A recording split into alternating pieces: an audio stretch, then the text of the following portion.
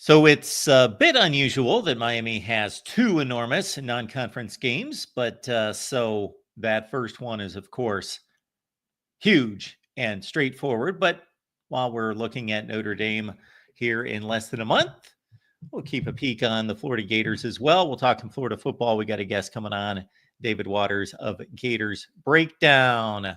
Miami football, of course, is front and center here at the Voice of College Football every Wednesday night, 7 p.m. Eastern Time, especially with Cam Underwood here from the state of the U.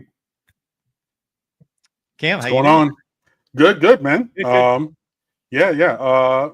I know that I said it was supposed to be on Monday, but actually yesterday was the debut of the rebranded SB Nation suite. So we changed some back end, changed some front end stuff, and all of that is live for you for the low price of free. Brand new feature on there, and all of the great articles and content, and still the great contributors and everything, just with the new updated look for the first time in a good little minute. I remember when I first started at State of the U, SB Nation transitioned from a previous internal system to a different one that we've been using for like the last 11 years. So this has been a good long time coming, but it is still the great same great content, and it is optimized for all of your mobile devices in much more streamlined and faster way. So please come on over and fan with us. Really excited to finally debut the brand new stateoftheu.com and all of the other SB Nation websites with that. And that is what it looks like. Mark has it up there on the screen, and the feed is brand new. So this is where we will be contributing things. You see Secret Base, you see SB Nation, you'll see State of the U. And also this works kind of like not comments, but like fan shots, if you remember the old system. So like this is where we can all just continue the conversation in a new and interesting way. So there you see it. Please go on over there on any and all of your devices. And I promise, I know there are a lot of people who have complained for years about the lack of mobile friendliness to the website. That has been primary to the redesign and rebuild. So yeah, man, come on over and fan with us. Really excited about it. And we're going to get popping in a minute. Yeah, folks. So as always, leave those comments and questions there in the chat concerning training camp, recruiting, anything you've got, but also an angle at the Florida Gators. So let's go that direction since we got our guy, David Waters, stopping by to break down the Gators. You can catch David's work at Gators Breakdown, of course. David and I go way back. David, how you doing? Doing well. Just really counting down the days like everybody else is. I think we're just ready for some football. No, absolutely, man. Thanks for showing up. You and I go to the same barber, and everything. Mark has those lovely locks still up top. Just really quickly before we get started, Leroy the Black Ninja Turtle. Hello, good to see you. I rebuke the first comment in there from Mike3883. I am not putting that on the screen, and I'm taking it down if Mark does. In just a quick answer to like what are expectations, honestly, for Miami has to be double-digit wins regular season. That's what it needs to be. 9-3. I don't necessarily see a 9-3 that is acceptable. So that's the short story long, or long story short on that. You can check the rest of this video or others that I've done about that. But 9-3 leaves a sour taste in our mouth one way or another. It just does. T West, first time in 2 years. Old friend, welcome back.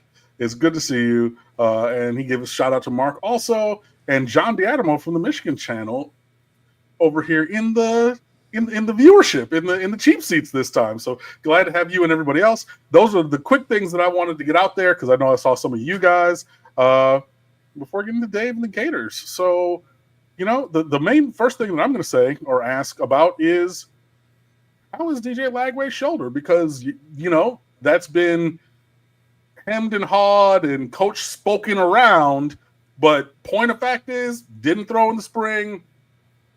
What's going on with your star quarterback shoulder? I'd say the shoulder's probably the better part of what's going on now. Lately it's been talking about a calf injury that happened about, I guess, 2 weeks ago now. Okay. That's what was the main limitation for DJ Lagway before he hit the practice field late last week, and for the first time in public last Saturday, Florida held an open practice for Florida Victorious, the collective members, and that was the first time the media got to go to a practice as well, was on Saturday, and it was only about the first 10-15 minutes, but in that, thankfully, we did get to see DJ Lagway throw. I mean, look, it's the first time anybody's seen him throw in masses in public since the bowl game last year. Right. So it was, at least you got that step down. He was throwing the ball there on Saturday. So as far as the shoulder goes, I think the shoulder's okay from where it is. I think it's just going to be a nag. He played through it last year. I think it's going to be a nagging kind of thing. I don't think it really hold him out unless. Now, if he takes a hit on or anything, from what I can gather, it's not necessarily something that's been hit and that's the issue that's causing it. He wore the thing. He played baseball in high school too. Yeah. He was a big-time baseball player before he finally decided to fully concentrate on football. And there was a lot of wear and tear on that shoulder. So you could tell as soon as the last season ended, they were like, all right, we're going to shut you down for a while. Let's because actually, go back to the week of the Miami game last year, going into the first game of the season. That is the first time we had heard anything about DJ Lagway's shoulder. It was brought up, I think, like the Tuesday or Wednesday of the first game, and saying, we're going to slow him down a little bit. There is a little shoulder thing going on. And then that kind of just hung on through the rest of the season. He played through it in those big wins versus LSU, Ole Miss, going along with a hamstring. So, he was trying to piece it together late in the season and was playing well. Then we get the, spring rolls around. He's just going to be limited with the shoulder, the lower body, which turned out maybe to be a hernia as well in the springtime. So now we move past all that, think he's A-okay, ready to go, and then here comes the calf injury. So hopefully it's done, but he's out there throwing now. So then with the lower body injuries, are there any concerns about that? Because from, my perspective, I mean, we all pulled a hamstring at recess and everything, but Ruben Bain got hurt on the second play of the game against y'all, the opener, and wasn't the same all season long. So you mentioned, okay, there was a hamstring thing. There was maybe a potential hernia. Now, as he's coming back, like a calf, is there any concern about the lower powertrain of DJ Lagway having a tweak, maintaining that throughout the year, playing through that? Is there any concern with that, since that's a thing that's on the radar? Yeah, the hamstring happened last year in the Georgia game. Florida's playing really well against Georgia. In the second quarter, he goes down, and Florida coulda, shoulda, woulda won that game if DJ Lagway stays in the game. Who knows? But Florida only lost by 7 without DJ Lagway in that game. So it was, and then he missed that week. They played Texas the very next week. Florida gets slaughtered in that game, and we don't know. We're not even sure if he's coming back. And he comes back and of course, wins some games for Florida. So that's where the hamstring injury came from. That got better while he was kind of just healing throughout spring. So then, like I said, till about 2 weeks ago, we get the calf injury. So, it's going to hang in the back of your head till you see him in games throwing a lot, on the field a lot, because we haven't seen the true DJ Lagway yet. I mean, he's a dual threat, and he's more of a leaning pocket passer dual threat, but he's got some wheels on him. And he's going to be a pocket passer first, as he should be, but to escape pressure, to extend plays, to have the surprise design run, that's the full DJ Lagway that we really didn't get to see last year. Do we ever get to see it? I think that is a right question. So they're, of course, doing everything they think they need to do to get him in the right spot. But for right now, we passed that first threshold. At least he's out there on the field throwing, and we'll see where it goes from there. Hey, look, with a quarterback who stood on the sideline in a compression sleeve all through spring after having, elbow surgery, I completely understand. And it is good to, have your quarterback out there and everything. So let's, dealer's choice or our guest's choice. You want to start on offense? Or you want to start on defense? We'll stay on offense since we were just talking about it. Yeah. Okay, so who? I know you have Trey Wilson and everything, but just walk me through the offense. Who are going to be the key players? How do you envision Florida finding success against Miami or anybody just on offense? What is the plan for the Gators? Well, 4 or 5 starters up front on the offensive line. Of course, I got blasted about a year ago saying I wasn't really that high on Florida's offensive line, especially on the right side of the offensive line heading into the season. That did not make a lot of Gator fans happy, but hey, it turned out that way. We saw Florida versus Miami. We saw Florida versus Texas A&M. They got better as the year went on. That was a pretty good offensive line by the time the end of the year rolled around. They got better. 4 or 5 of that starting group return. You got All-American Jake Slaughter, who's getting first-round mocks there at the center. Probably labeled as the best center in America right now by many publications. Austin Barber at left tackle. He's getting some first-round mock love there at left tackle for the Gators as well. So you got 2 high-profile guys, both of them all SEC just a couple of weeks ago, as well at SEC Media Days. Like I said, then some other guys returning there as well. And a good competition at right tackle that was kind of settled in the spring there with Bryce Lovett. He started 3 games last year. So Florida's got a lot of experience coming back on the offensive line. And I do think that group needs to take another step in pass protection, more so than run blocking. I think with Billy Napier's offense and that kind of scheme, it lends itself to a pretty standard set of good as far as running the ball. They can take a step in pass blocking. So that's the growth that I'm looking at. But then Jaden Ball, Jacoby Jackson at running back return. Florida's very confident in what they have, pairing those 2 guys with an offensive line. The run game's going to – you'll get a good run game from Billy Napier. That's just kind of what he does. But now with DJ Lagway, Trey Wilson coming back from injury, Aiden Mizell in his 3rd year. You have now true freshman Vernell Brown III, Dallas Wilson, Nashawn Montgomery, that they were just really, really high on as freshman group. But now, going through fall camp, Florida's got a little bit of injury bug there at the wide receiver spot. Some guys missing some time. Trey Wilson and Aiden Mizell both got hurt in Saturday's practice. Nothing major. They're, I think, probably back almost any time now. But then we get the report today that Dallas Wilson's going to be out for the next couple of weeks. And he was already, as a freshman, taking reps with the ones. That's how much he was impressing. So it's there's a lot of potential there. And the way I've labeled Florida's offense, I mean, potential is a dangerous word. But yeah, I get it. To me, for success is be able to do what you need to do to win games. If one game you got to go throw the ball 40 times to win, then be able to do it. If you need to run the ball 50 times to win a game, then be able to do it. So I think, for Florida, I think it's with the schedule they face, the road games that they face, it's being able to pick and choose how to win games, not necessarily say, we got these receivers, we need to go 4 or 5 wide and let's throw the ball 40, 45 times a game. That's not going to win every game for Florida. Florida needs to be able to win games in a balanced attack. Okay. And I mean, to my outside eye, I think that the run the ball version of get it done is maybe a clearer path than the spread out and throw to get the job done. Do you agree? Do you disagree? Probably so, but with this offense, Napier loves to run the ball to set up that deep throw. And then when Lagway came in, Florida's one of the best explosive deep ball passing teams that were out there. If Lagway was the quarterback, that's what Florida's offense was. So, if Florida runs the ball as good as they think they can, okay, well, if you want to stack and stop the run, they're just going to throw it right over your head. And that's what Lagway excels at. So for Lagway, it's taking the next step in the reading the zones in zone coverage. It's the intermediate, the short routes. It's Lagway getting better in that aspect. A lot of freshmen struggle in those areas as true freshman quarterbacks.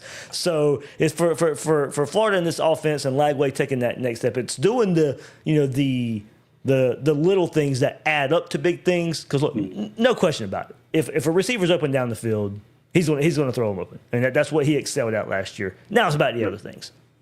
It reminds me, with his deep ball specifically, and the way that Napier is trying to scheme it up, it reminds me a lot of what North Carolina did with Sam Howell, where they ran the ball with power, and then basically, I said it on here when we played them, and they took us up top. They were just scheming up one-on-ones from a recruiting camp, basically. So it was cool, go vertical, I'm going to find a way to throw the ball to my guy, and I think that there's an element of that, which was very successful for Sam Howell, when he was at North Carolina. So I see, the success, the path of success with you guys as well. Speaking of throwing the ball and everything, we know that more than anything else, at the expense of other positions, at the expense of other recruits, the Florida Gators love to recruit some defensive backs. Boy, let me tell you. So I know that you guys are going to have talent in the secondary. Talk to me about the rest of the defense that, Miami or the other teams on the schedule is going to face. Yeah, big news for Florida. I mean, you're getting Tyreek Sapp and Caleb Banks back. Those guys are getting mocked. Talking about it was key for Florida for guys that could have went in the NFL last year to get guys back. Like I said, Jake Slaughter and Austin Barber on the offensive line. Well, you turn around on the other side on defense in the trenches, you got Tyreek Sapp and Caleb Banks back. I mean, they were the two guys that really led the charge in Florida's turnaround last year. I mean, for all the praise DJ Lagway should get in a lot of areas, it was really that Florida defense that went a long way in Florida turning their season around. Giving up 41 to Miami at home. Texas A&M scores in the 30 with Marcel Reed taking over just, for one of his first starts. I mean, the defense just got out to such a terrible start last year. They made a lot of changes in the bye week. Ron Roberts really steps in as the main defensive coordinator in that first bye week last year, kind of takes over, and you saw it almost right away. And it was a lot of accountability for that side of the ball and guys stepping up, and then getting those two guys that really lead that defense to come back was big for Florida. Was without them, there are some depth questions behind those guys, or more so behind Caleb Banks on the interior of that defensive line. I think Florida's finding an edge where Tyreek Sapp plays. They got a lot of options there, but getting those two guys, I think was just huge for leadership and a production standpoint as well. Tyreek Sapp was one of the highest returning SEC guys from Pro Football Focus when it was all said and done. So having those guys up front, and then George Gumbs returning. Now Florida at edge, they had a lot of options at the end of the year, and you saw Jack Pyburn transfer to LSU. You saw T.J. Searcy transfer to Texas A&M. Florida had three what they thought starter types at that spot. Yeah. Well, in today's college football, you're not paying three guys starter money at one spot. So actually, hey, all right, well, George Gumbs, we're going to figure it out. You're going to stay. Piburn goes to LSU. Searcy goes to Texas A&M, and Florida will have to play those guys this coming up year. But going along with L.J. McCray, they're the 5-star. He's going to be helping back up George Gumbs there at that edge spot. And one guy who's just, as a true freshman, has really turned heads so far is Jaden Woods. He's come in. He's been getting first-team reps at the edge spot as well, while Florida kind of maneuvers around some defensive line to try and provide some more depth there. As I said, the interior defensive line is probably the biggest worry as far as depth goes. I think Florida's really got to figure that out through fall camp. Jamari Lyons returns after he got injured in fall camp a year ago. He was thought to be starter-like material before he went down, so they get him back. How can he recover to get some more depth in there? And then Florida's linebacker group, Florida's high on them. You got Pup Howard returning, Jaden Robinson returning, Miles Graham returning. That three starters that they see in their mind at the linebacker spot to go along with former four-star Aaron Childs as well. So still something to prove there, but I think there was a lot of production there last year too before Pup Howard went down in that Texas game last year. So front seven, probably some of the best front seven talent Florida's had in quite some time. Now, you mentioned the secondary and Florida's bringing guys in, but safety's probably still the biggest question beside the interior defensive line. And it's more so about, who's back there with Jordan Castell and Bryce Thornton. Bryce Thornton really had a nice November last year, was big in that Ole Miss upset there for Florida. But Jordan Castell's going into his third year. And he's played ever since he was a true freshman at Florida. He's led in snap counts his freshman year, his sophomore year. But he had a sophomore slump last year. So it's now about, hey, can he maybe pick up where we thought he would be coming out of his freshman season?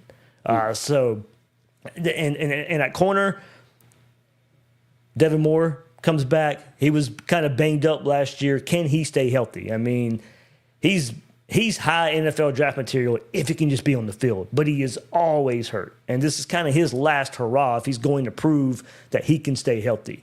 And then got a nice little battle at cornerback, too, between former 5-star Cormani McClain and Dijon Johnson. That's going to be a really good battle. Dijon's battling some injuries right now. Cormani took most of the first-team reps in spring, taking most of the first-team reps right now, and has really come a long way body type-wise, off-the-field-wise, doing all of the responsibility responsibilities that he needs to take care of. As you guys know, I mean, bounced around from Miami to Colorado, and should Florida take him or not? And there were some early issues even at Florida, but now everything seems okay with Cormani McClain putting his head down, putting weight on, doing the things he needs to do off the field, and hopefully now for him we start to see that pay off when the season rolls around. Yeah, I mean, hey, good for him. It was definitely a struggle for a while. Definitely had a plethora of non-football issues that were keeping him from being the player that he could be. But hey, we'll definitely see. So obviously, we don't like y'all. Y'all don't like us. I'm keep it 100 and everything. So yeah, week 4 down. The return game back here in Hard Rock. What does a win mean for this year's Florida Gators, and what does a loss to Miami mean? So both sides of the coin. A win means, I think, where you have to put this where this is at in the schedule as well. Florida plays at LSU the week before, so a lot to kind of can determine what happens in that game. But let's just erase that. Just Florida Miami, just in general. Well, first of all, it's payback, like you said, for last year. That was an embarrassment for Florida last year in the first game of the season. I'm sure it did. I'm sure I would have been feeling good as well. But we were on the opposite end of that one. And, it raised a lot of questions about, is Billy Napier the guy? Can he get it done? Well, if you don't win this one, those questions are going to come back around again. And rightfully so. They should. So it's... I mean, it's a rivalry game. There's been a lot of recruiting battles between these two schools since Mario Cristobal came in and Billy Napier came in the same year, and it just kind of it seems to have calmed down more this year. The recruiting battles, it really, I think, no for 26 or for this current year, for 25 for 26. Yeah, it does. It does seem that the road is diverging, so we're going after different guys. 25, No. 25 with Drake Stubbs and all that stuff. Yeah, all that stuff happened. Yeah. But no, for 26, it's not even nowhere close to when these first guys came in, and there were a lot of the Jaden Rashada battles and Malik Bryant and Okunlola, the offensive lineman. I mean, there was a ton of Hayes. There was a ton of battles, and last year with Hanks and VB3 and Hilton Drake stuff, yeah. But you don't hear that many Florida-Miami battles that you were hearing in past years on the recruiting trail. Yeah. So does it go a long way in that, too? Because I remember when you guys stomped us in the swamp, you had players right there talking to recruits on the field, and it got ugly. But y'all brought the recruits in. We just put on the show. So thanks. I mean... We ended up with a higher recruiting class when it was all said and done. Anyway, I mean, I was going to say, really, in the end of the day, like I said, when we went head up, I think y'all beat us like 5 out of 6. And it was weird. So for all those really big names that you mentioned, in Dallas Wilson and other guys like that. So I mean, yeah, it was cool that we had those moments in the swamp, but like those guys ended up going to Florida anyway. So. Yeah. Yeah, so a win, it certainly relieves a lot of pressure. I think no matter what happens the week before. Against LSU, you win. Okay, well you keep a lot of early season momentum going. You lose, and it's a chance to bounce back and get some good feeling in the program. You lose back to back to LSU and then to Miami. First of all, you lose to Miami again. That's not going to feel well. And then with some of this feel good that you actually have coming into the season, it's erased again already through the first month of the season if you lose back-to-back games.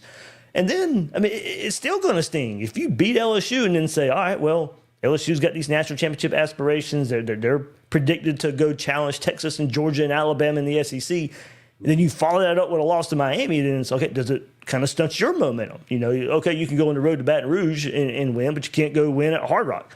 So there's going to be a lot of angles to this in what it feels like for Florida. But I think certainly to just get somewhat of a monkey off the back, you got to go win. And here's a stat out there. Miami fans are going to love this one. Billy Napier's yet to win a game on the road to a team that finishes the season with a winning record. So you got LSU and Miami back-to-back. Both those teams are going to finish the season with a winning record. So, I mean, you go back to season 1, the only road on the win was Texas A&M.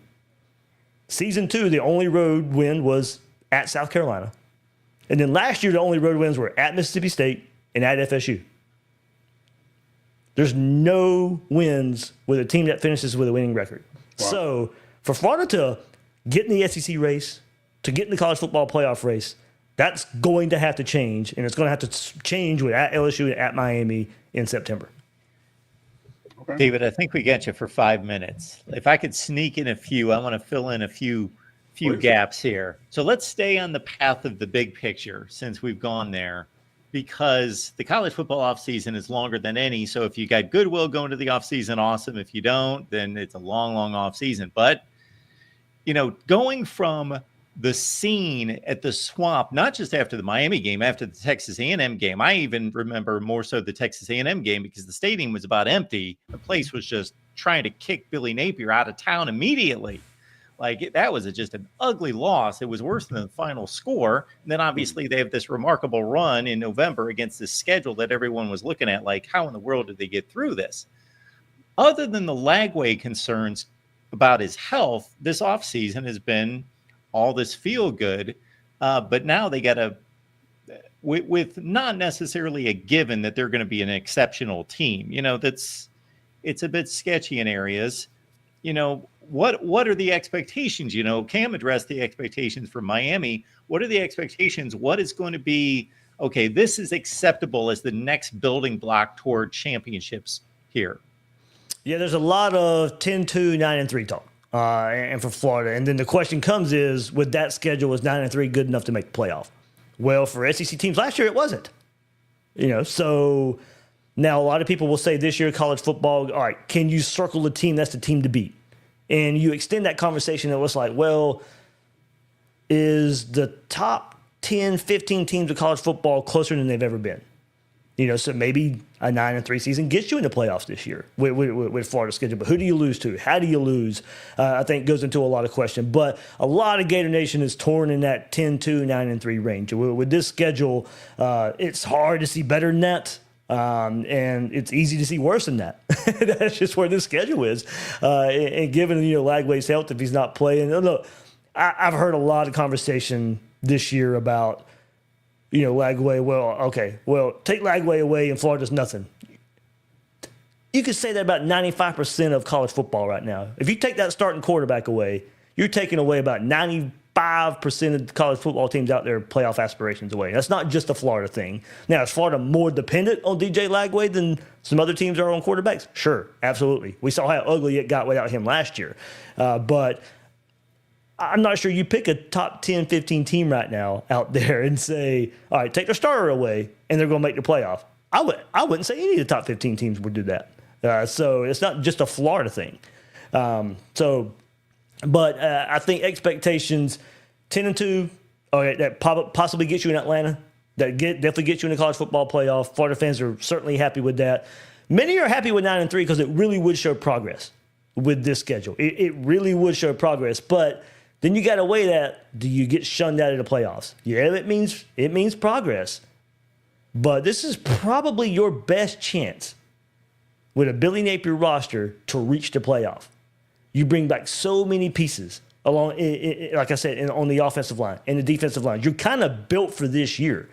A lot of that experience goes away after this year. You probably take steps on offense if Lagway's the guy, and your offense is probably even better next year. But I think you got to start questioning what you can do on defense in 2026 season. So a lot of Gator fans are circling this 2025 year because of all the key pieces returning to go make a run. So that's where, we might finish 9-3, and that is progress. But if we don't make the college football playoff, what does it really mean? I would slightly challenge the quarterback stance across the nation, just because if you look at the top 8 teams in the country, according to the preseason coaches poll, 6 are going to be starting inexperienced quarterbacks. And I think that it's pretty clear who the starter is, though. In many of those, Alabama's definitely got a battle going on. Yeah. Ohio State's got a bit of a battle going on. Yeah, I can see that side as well. But I just think that those teams are so loaded that maybe their starters just not. It's important, obviously. But I also I came across a stat the other day that Florida has not produced a 1,000-yard receiver since 2002. Taylor Jacobs. Yep. Almost. Now, obviously, some of that's because they were just, the Kyle Trask era. They just had so many weapons. Yeah. They didn't get a guy to 1,000 yards. Or Urban Meyer obviously wanted to run the ball, but they had Percy Harvin and so much skill across the board. But there have also been just gaps of, man, doesn't look like a Florida. This is not what Steve Spurrier envisioned, and built 25 years ago. Yeah, probably would have had a guy that should scare Miami. Probably would have had Ricky Pearsall a couple years ago if Graham Mertz didn't go down in the Missouri game. So Florida had to play FSU with Max Brown, and I think Pearsall ended up with like 940 or 960 that year. So he probably would have been the 1,000-yard receiver had that happen. But more importantly than the stat, is there somebody that should scare Miami out of the two Wilsons and the UCLA transfer? J. Michael Sturdivant, that's the UCLA transfer. He's got to return to, Cal in 2022, 2023 season, where, he was a deep threat option. I think pairing him with Lagway is a nice combo. Trey Wilson coming back from injury, I think is a huge piece. But no, Mark, I think going to your point again, no, I think there's a lot of good options for Florida. If you want to put that 1,000-yard receiver, Mark, I don't think so. I think the ball is going to get spread around probably too much again for that to happen. If he comes back in the next couple of weeks from injury, Dallas Wilson's going to be special. And I'm not putting Jeremiah Smith, Ryan Williams label on him right there, but he's going to be one of those freshman receivers by the time the end of the year goes around. I'll say, okay, yeah, Florida's got one. Florida's going to have one for 3 years with Dallas Wilson.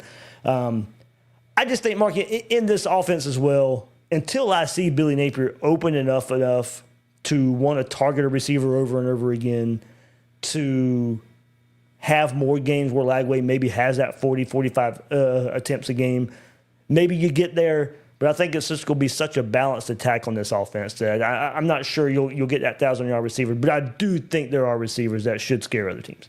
Unless you go to the semifinal of the college football playoff, you're playing like 16 games. We got to do something about all those stats with that when that's happening. All right, David, great to see you. Everybody, it's Gators Breakdown. It's your favorite audio platform. It's also right here on YouTube. And let me find the banner. There you go. You've got the place to follow both David and, again, Gators Breakdown. Phenomenal platform. And Cam, I don't know if you had anything else for David. No, you had some great stuff, man. And, got some good insight. And definitely appreciate, you coming by. And we'll see you live, week 4. Yeah. Well, month and a half away, I guess. Yeah. Yeah, man. All right, guys. Thank you so much. All right, David. Thanks. No problem. Take care. All right, there it is. And of course, that's on to week 4. And of course, Notre Dame is week 1, but we wanted to get in a preseason look at the Gators. Oh, yeah. All right. As you mentioned to me before we jumped on the air, 1 day off for the Canes, but back at work. And of course, the super sticker gets us rolling each and every week from Falconer TRX. Appreciate you, Falconer, for being here, and everybody else. We'll take some comments and questions. We've got a half hour, something in that range. Yeah. T West. So this is in response to my earlier response about expectations. The question, 10-2 ACC title game. Good season, ? Leroy the Black Ninja Turtle, 11-1 ACC champs with a playoff win. Somewhere in there. I think the floor for me is right here with T West. 10-2 ACC title game. From there, you are likely, not assured, but likely to make the playoff. Win or lose, because both teams who made it, and I know that Clemson stole the bid by winning, but more, I would say likely, not 100%, but likely to move forward to the college football playoff, especially considering because the committee has done better of not talking out of both sides of their neck. So let's pretend in this 10-2 world that Miami loses to Notre Dame, and then Notre Dame's resume is this really, really good Miami team, and da-da-da-da-da. They actually carry that same really, really good Miami team talking point over when talking about Miami. but they've done it with other teams.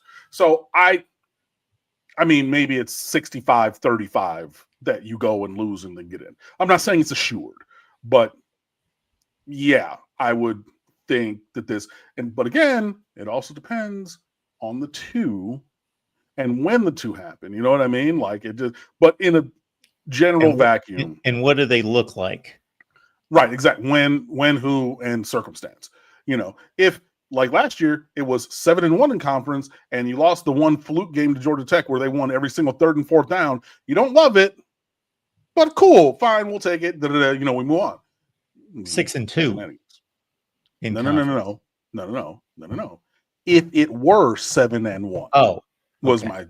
I know it was 6-2, but if you don't fumble that last one, sure. It ends up being 7-1 with that and everything, and it's like 28-24, and you scored half as many points in the game, and they won every money down, and okay, but so like in a general sense, obviously leaving room for the conversation about the actual formation of the two, I would say this is the floor of acceptability for the season for me.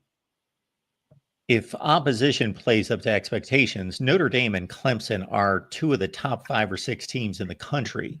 So if Miami is competitive, those are field goal losses, 1-score losses, and you're looking at two of the top 5 teams in the country. And then the other loss is an upset loss because it's going to be, Florida would be the closest in terms of a point spread, you would think. But let's say they lose to Louisville on a Friday night. That's a Friday night, right? I think so. I've got that locked in my head for Friday night. But Louisville's a 9-3 football team. Right. And I know you you don't want to lose that one, but you don't want to lose any of them. No. And so let's go. The other one has to be to a respectable team in a, again, close fashion. I think in this scenario, because that third loss is one more loss than SMU had in losing the ACC championship game last year. Right, but I'm not there with it. I'm with in this hypothetical 10-2. So, but then they lose. He just has them in the ACC championship game. Right. Obviously, if they win, they're automatically in, so it doesn't matter what their record is. Yeah, true. But then again, if we do what we need to do, then yeah. But this is, again, I'm looking really. I mean, honestly, like we should be targeting 11. That's where I really think that we need to be, 11 or 12. Like 10-2, like I said, for me is the floor. Because and I've said it on here before, if the standard is the standard and we're actually going in that direction, and we went 5, 7, 10 wins, and then we return all this stuff, we have this roster, we have a reasonable schedule, a measure harder, obviously, because Notre Dame replaces Ball State, which is one of the worst teams in America last year. You know what I mean? I get, and Florida will be better, more likely than not, than the version that we played in the opener last year. I get it and understand it, but like, you have to have goals. You have to strive for stuff, man. Like 9-3 perpetually, and it's not good enough. Like you gotta break through, and you had it on right in front of you and fumbled it, on the last minute at Syracuse. The two for me in this regular season is there only because Notre Dame is in the non-conference. Honestly, like that, it needs to be, as potentially acceptable. But like it really needs to be 10-2. I was really surprised that Dave was like, "Oh yeah, no, Florida, we're looking at 9-3, 10-2, going to the playoff."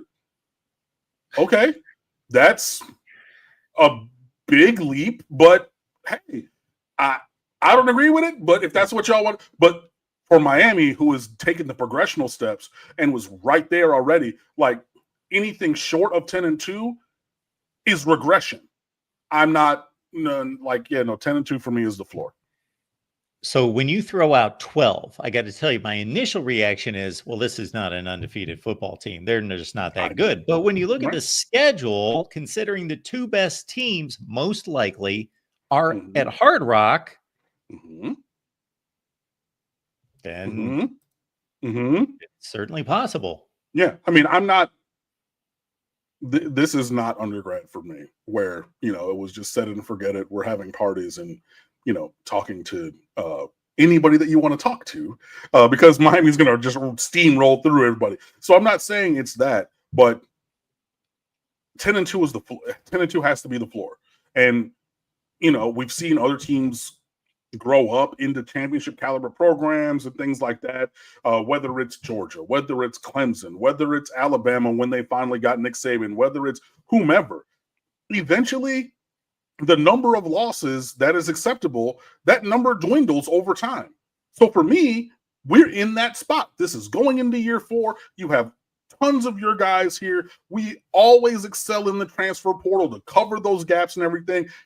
Excuse me. Now, if we were talking about a team that were quarterbacked and led by Emory Williams, without maybe a couple other transfers in there, you don't get a CJ Daniels, you don't get a Muhammad Traore, you don't get I forget his name, the safety from Tennessee who came late after spring, right? You don't get those 3 guys who are key starters at major positions now, right? And you have a lot less talent at quarterback. I'm not necessarily talking, because I don't think that iteration of a team has 10 as the floor. But the team that we have, that I believe that we're going to put on the field, 10 is the floor, man.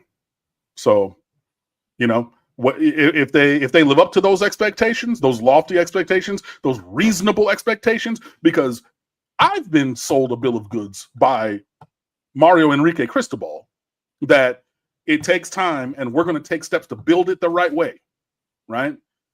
Going forward, and a small step is a step, but we're always going forward and building this thing. 5 wins the first year, 7 wins next year, 10 wins last year. 10 got to be the floor. It absolutely has to. And I'm not apologizing for it, and I'm not changing my opinion on it. It has to be the floor. It absolutely has to. And if it's not, then we're going to have tough conversations about messing up, about game operations, about turnovers, about fumbling a bag, about taking a ready-made situation and doing less with more, like the Miami Hurricanes have done for the better part of 20 years. So, I mean, that's just that's just simply where we are. Does Mario deliver on what he has been building and been telling us to be patient about, or does he don't? And whichever way, we'll be here for Wednesday night at 7 o'clock to talk about it. But 10 and 2 has to be the floor. Has to be. And of course, the odds makers in Vegas would say that unless things drastically change, obviously teams are going to get worse or better, and the expectations are going to be met or exceeded or fallen short of. So the point spreads are going to change. But as it stands right now, this team's going to be the favorite. And I don't know what the Notre Dame line is, but it's within a field goal. I don't know who's the favorite of this game, but obviously Miami's at home as a top 10 team in the nation, and Notre Dame's at number 5. So it's a toss up is pretty much what Vegas is probably telling us. But Miami's going to be the favorite in every other game of the season. So that backs up your demands, as they are going to be a substantial favorite in every game except for, again, if this plays out the way we see it, I think they're going to be a decent favorite against Florida. Maybe 6, something in that range. Then they go on the road to Louisville to probably be under a touchdown favorite, but still the favorite. And again, the Notre Dame game is toss up, but at home. I'm sorry, what's that? Sorry, we're home against Louisville. We went. Oh, that's at home. Yeah. Okay. Well, that changes. Well, that even throws another win in your win column if you're big on home and away. And of course, it's a factor. It's probably a 55-45 factor type thing. So it's not. Yeah. But then again, if you work the probabilities, being a 60-40, 70-30 favorite over and over and over, the probabilities say you trip up somewhere. And if things come to fruition the way they have in the past, maybe they win all the games we're just talking about, but it's who knows. And I'd have to pull up the schedule. It's Duke or whoever. Well, we don't even have Duke, but I get your point. Know what I mean. But that's where I pushed back when we had the gentleman from Notre Dame on the show about, okay, well, I think maybe you lose Virginia Tech or Pittsburgh in the last 2 weeks of the season. I'm like, no, that's the same thing we just had. Like, that's not acceptable either to have that get to, you know what I mean? Like, there are pitfalls all over the place, but like, you have to navigate November. And brother, I mean, it was Thanksgiving week. You know, it was the last week of the season. Like, I don't know what else to say. Like, that's and for all of these reasons, that's why I'm saying it has to be 10-2, but only 10-2 with a loss to Notre Dame, which means 10-1 from the rest of it, you know, and it just, yeah. But I mean, even with 2, then we're talking, okay, well, who did you lose to in conference? Did you beat SMU? Did you beat Louisville? If you beat both of them, that means you lost to somebody you shouldn't have lost to. So why does Mario keep doing that? And then if it's okay through September at home, we lost to Notre Dame and Florida. Yeah, running 8-0 through the ACC and getting to Charlotte would feel great, but buddy, it's going to be like, what was that? The 2016 season when Notre Dame went 4-8, but one of the 4 was against us. And I couldn't even take in, you know, part of the jokes of, Notre Dame 4-8. Da, da, da, da, da. Yeah, we were one of the 4 freaking teams that they beat. It's like, it just 10 has to be the floor. I really, really believe that. And I think that we have the team to be able to do that. They just need to come together and they just need to perform. And they can perform on some beautiful Bermuda turf that, you know, Falconer TRX was in Iowa researching last week. Appreciate that, you know, over at Hard Rock Stadium for most of it.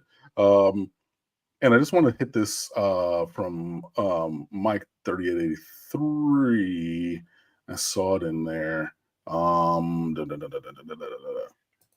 So I said because Clemson stole a spot. And so he said, well, did Oregon steal a bid by? No, because Oregon was going to make it into the playoff anyway. Clemson was not. That's why I said stole with the way that their season went. I'm not saying it that anybody who was not favored and, you know, and everything, but like they in about, because that game, that ACC championship game was over a little after halftime. So in about 38 minutes of game action, no, that was a close game.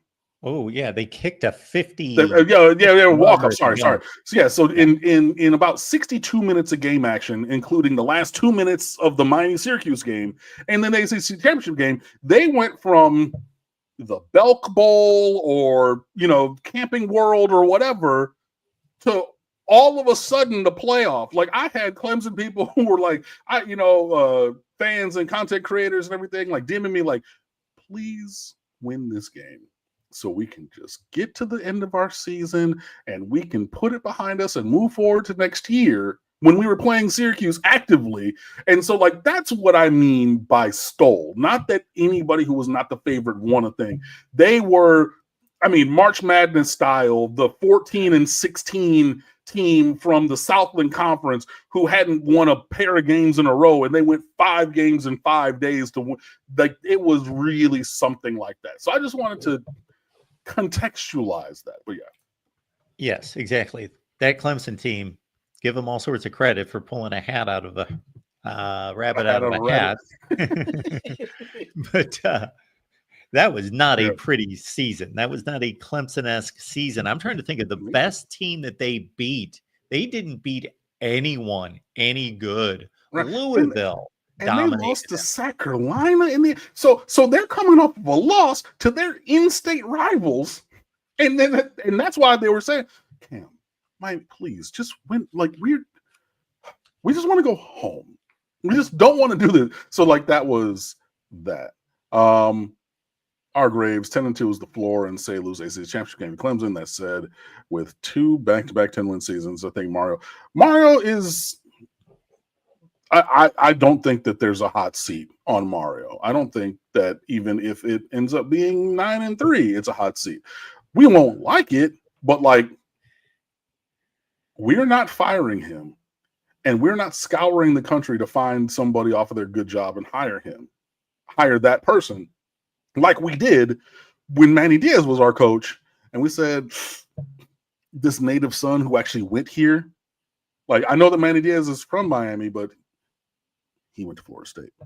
But I mean, look it up. Manny Diaz said he went to Florida State. But then you go look at the guy who went to Columbus High School and played at the University of Miami and won 2 rings, is over there doing great things and could come back. Great. There is not an analogous person with that kind of profile presently. So, yeah, I don't think it's realistic to say that his seat is hot. Unless, I mean, it's real sky is falling stuff. It's 5-7, 6-6, you know, without many injuries, you know, just it would have to be a real turnaround in a wrong direction. I mean, you're back in 2022 with this team, type thing. But yeah, just like a good season that doesn't necessarily meet expectations, he's not getting fired for that. I am just itching to complete my Clemson point. I'm so sorry. I'm so sorry. No, that's okay. I just wanted to verify. Yeah, they beat one team with a winning record last year before the ACC championship game. One team, and they weren't even a good team. Pitt, 7-6. They weren't even any good. That was Clemson's best win the entire season. I mean, until SMU, yeah. I mean, but yeah, it just so like that. Putting that together, and again, apologies for interrupting your point. Yeah. But like that's the foundation and formation of what I mean when I say they stole a bid. Sure. You know, so they did. So yeah, just to do that. Demetrius Abrams, getting us back on track. Hey, I'm doing all right. I think Mark's doing all right. I don't want to speak for him. Offensive line and defensive line in practice. I mean, so far, so good. I think that Miami has arguably the best offensive line in the country, no lower than top 3. A really, really, truly elite group. Alex Mirabal was talking after practice the other day and said, yeah, you know, he has great faith in this group. He has grown and developed this group, is confident that they have 8 or 9 guys who can play not only here, but anywhere. As in anywhere in the country, they could show up and they would be at a minimum in the 2 deep, if not the starting lineup, which is what you want to hear and see. You know, and just, yeah, really foundational to the success of this team. The offensive line. I believe I wrote the offensive line preview for stateoftheview.com the other day. I thought I did that and posted that. Did I not? Click the link. I sure did. Yeah. So, I mean, you have a great group. Markel Bell, Matthew McCoy, who apparently played the entire season after the opener with a torn labrum, but Ryan Rodriguez, who started in front of him and shouldn't have, in the opener, got injured and was out. And Matthew McCoy was just like, hey, this is my shot. I'm going to thug it. So, you know, I know that there's other guys who want to come in here and have this spot on this incredible offensive line, blocking for this guy who's going to be the number 1 overall pick. But, you know, hey, if I got to just strap it up with the shoulder stabilizer and wait till the offseason to get it cleaned up, that's what I'm going to do. And that's what he did, which is really, really, really ridiculously impressive and just speaks to a pain tolerance that I'm not sure that I have. But he's an incredible player. You know, 6'6", 310 pounds, can play outside or inside. But, you know, since we have Mount Bell over at left tackle, the 6'6", 310 guy plays left guard. James Brockermeyer, who's been in Alabama and TCU, center. Anez Cooper, who's one of the greatest, you know, recruiting gem and development finds that Mirabal and Cristobal have had at right guard next to a probable first-round pick in Francis Mauigoa. I put that 5 up against anybody in the country, period. Any 5. So, yeah, that's a great group. Other guys are developing, you know, as well. You got, you know, Samson Okunlola, former 5-star, you know, who Dave mentioned as well, you know, as he was being recruited by Florida when he decided to come to Miami. His trajectory has been slower, obviously, than Mauigoa, who just stepped in as a 5-star recruit the same year and has started every game and played every snap. But, you know, he's a guy who's developing as well. So really, really, really excited about the offensive line. Defensive line looking really good. Excited about that. That's another group that's deep and talented. You know, you got just more ability there than you shake a stick at. You got David Blay in now. You have Justin Scott, who's flashing. You have Ruben Bain looking like Ruben Bain again, which is really incredible. And I really hope that continues. A hamstring injury obviously robbed him of his entire season as a sophomore, injured on like the second or third play. I think he played two plays. And then he just wasn't the same guy. And, he gained some weight because like you're not doing as much mobility, and then conditioning as you should be doing. But, his body is in great shape. He's healthy. He's not battling any of those things. Akeem Mesidor back as well. And a plethora of other guys as well. So offensive line, defensive line looking really good. Pads just came on for the first time today. So, we're really getting into the physical part. First 2 days of camp, are shorts and t-shirts. The second 2 days are shells, so helmets and uppers. And then from day 5 on, you can go into full body pads. So they're in that. Really excited for both of those units. And especially on the defensive side, if the starters continue to look like starters and they take a step forward, even, like a fifth-year guy like Mesidor, if you have Bain, who's in the first round of every mock draft that I've seen across multiple outlets, like he has incredible talent. But if you're not battling an injury, which robs you of a full season, then I think they can take a step forward. So I'm really excited to see how they continue to develop. I mean, how the whole team really goes through these first 2 weeks of camp before the depth chart really gets set going into the second 2 weeks, which is, really game prep and everything. So, I think that everyone is on track, on those 2 positions.